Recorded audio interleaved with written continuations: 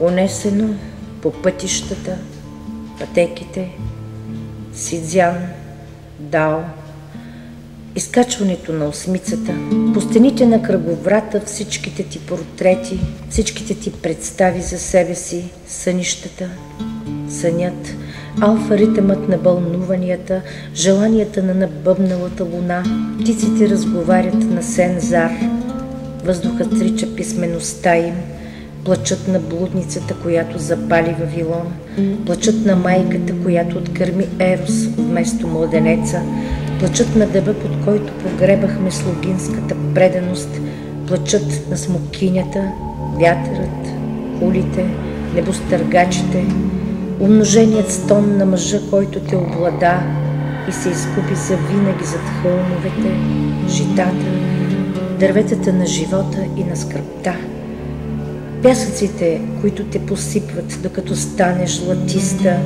кралица, обкръжена от шутове. Мъжете идваха и си отиваха цяла вечност. Петите полепнаха прахта на стъпките им, дръскотини, стигмати от един безкраен любовен великден, след който раждането и рождението не са едно и също. Рождеството не е обозначено 500 години след това тяло, а това тяло е гласът на мъжа, който те облада и си отиде завинаги, вторият му живот. Гласът на мъжа, който угасна като свещ в началото на първия ти живот. Гласът на змията, която се надига на пръсти, когато хапеш устни в отчаяна несподеленост. Гласът, сълзите, сенките, възможността да си сама, но взаимна по пътищата, пътеките, планините, Сидзян, Дао. По стените на кръговрата никакъв образ, никаква представа за тебе, даже името ти не съществува в книгата на мъртвите, даже дъхът ти, творение от милост и бяла глина, тъмница от блясък.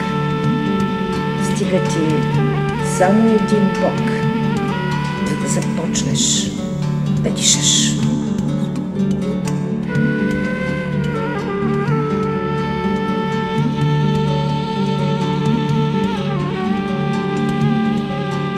Поетът е пророкът на съвремието, на миналото и бъдещето, а привидението става толкова изкрящо, че само малцина могат да видят какво е всъщност.